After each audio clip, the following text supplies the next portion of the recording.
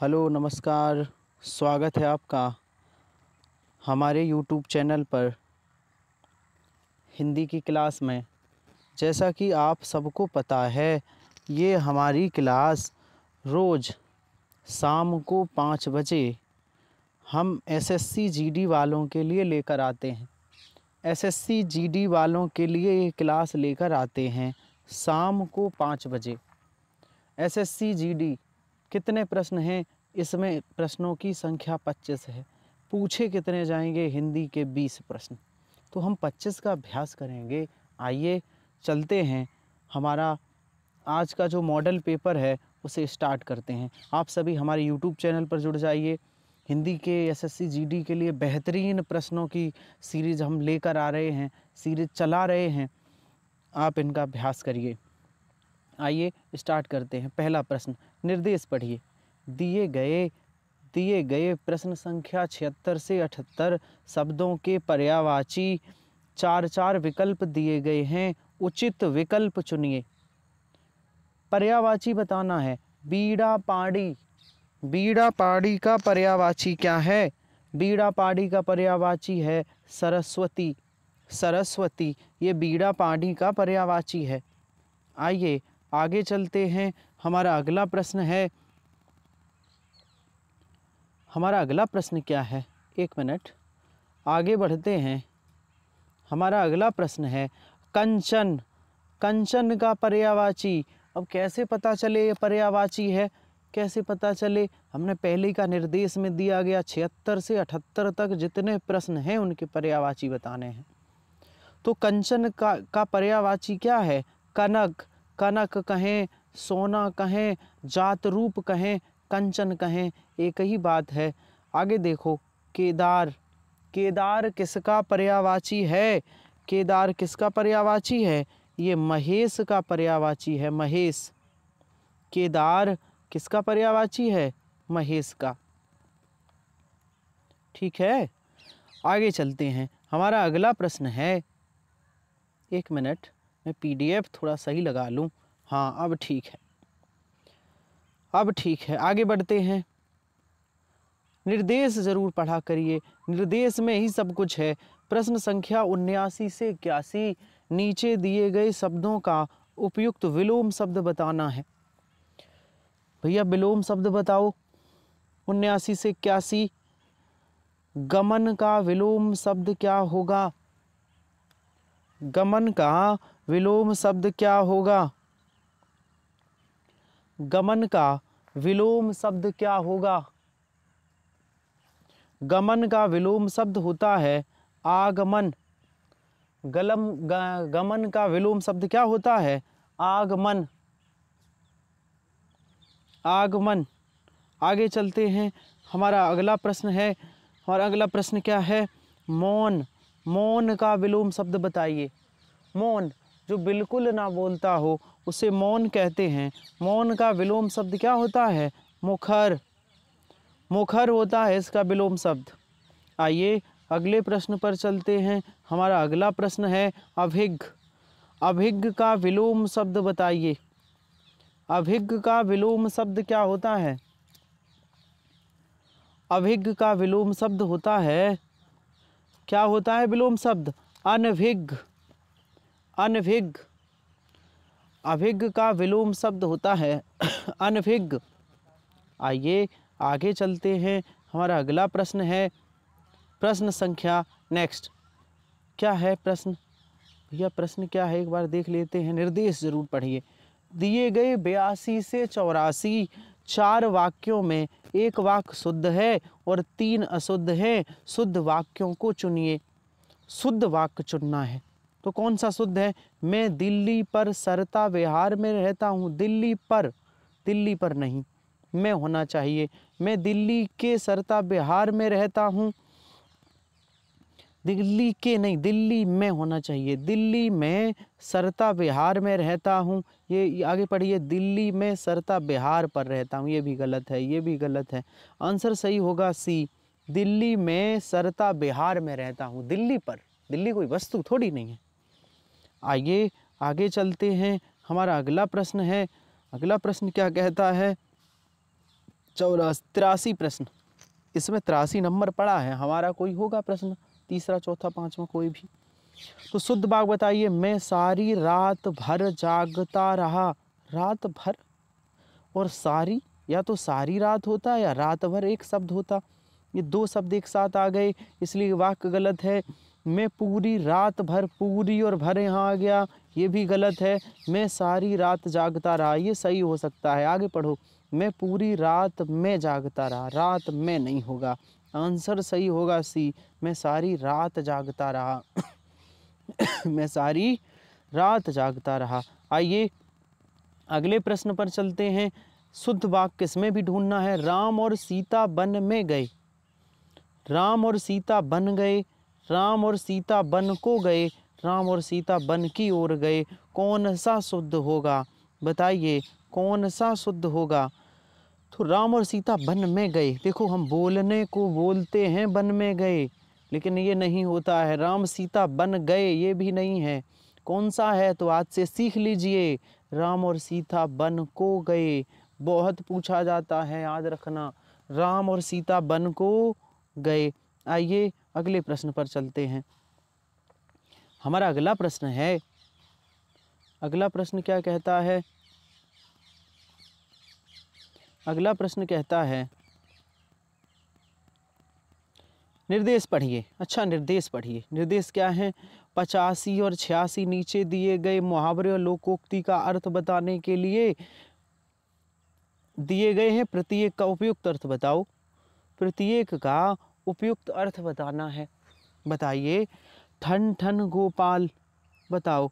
ठन ठन गोपाल, ठन ठन गोपाल का मतलब है बहुत गरीब होना, बहुत गरीब होना, या फिर इसी को कह सकते हैं कंगाल होना। कंगाल।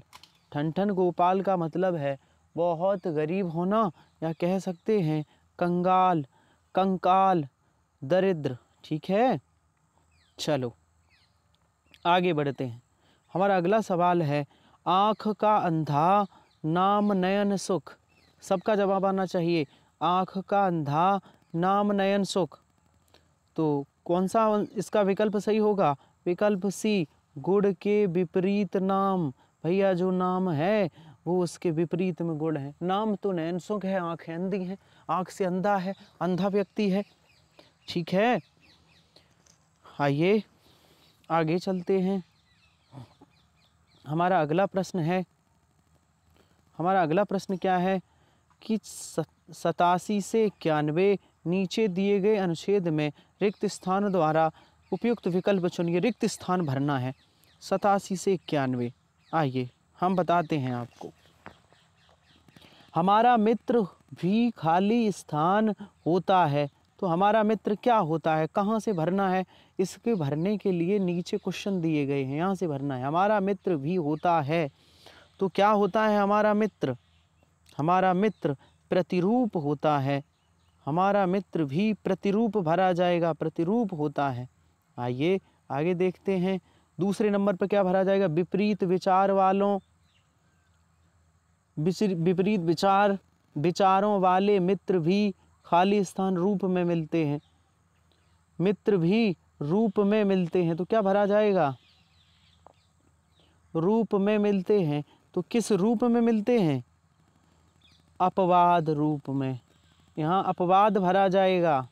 आइए आगे देखते हैं। ये 5 प्रश्न आने ही आने हैं, आपको भरने हैं बड़े आराम से। परंतु विचारों और स्थिति की खाली स्थान घनिष्ठ मित्रता के लिए अत्यंत आवश्यक है। तो तीसरे खाली स्थान पे क्या भरा जाएगा। आइए वहीं चलते हैं फिर से। 89वां क्वेश्चन, यहाँ भरा जाएगा समानता। क्या भरा जाएगा। तीसरे खाली स्थान में समानता भरी जाएगी। आगे बढ़ते हैं, आगे चलिए। क्या भरा जाएगा कि परंतु विचार और स्थिति की समानता घनिष्ठ मित्रता के लिए अत्यंत, यहाँ समानता भरी जाएगी। आगे देखो हमारे चौथे खाली स्थान में क्या भरा जाएगा। सामान्यता। 2 खाली स्थान विचारों की टकराहट अशांति को जन्म देती है, तो क्या भरा जाएगा। 2 विचारों की टकराहट अशांति को जन्म देती है, तो यहाँ भरा जाएगा 90 का क्या भरा जाएगा? दो विचारों की प्रतिकूल टकराहट, प्रतिकूल टकराहट, तो यहाँ भरा जाएगा प्रतिकूल टकराहट।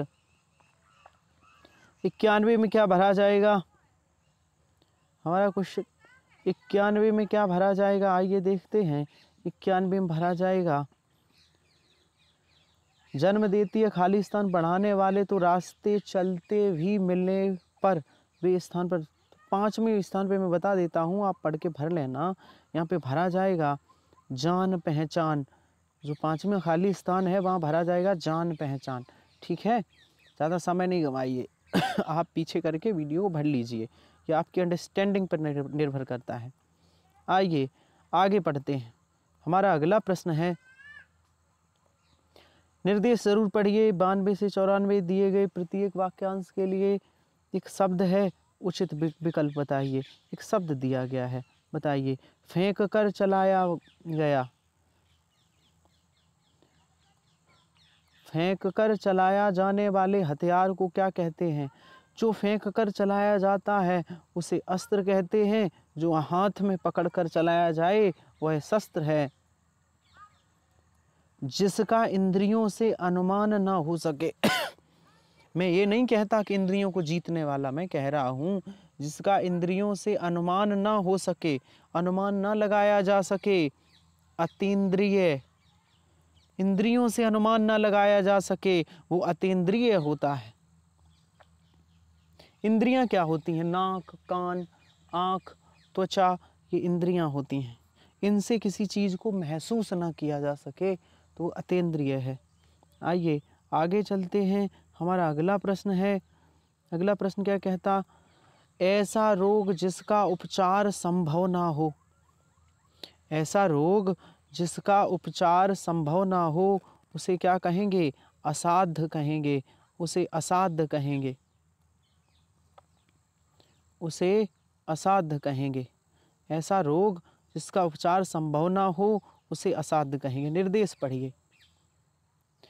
95 से 97 नीचे दिए गए वाक्यों में रिक्त स्थान का उचित शब्दों द्वारा पूर्ति के लिए 4 विकल्प दिए गए, विकल्प को चुनिए।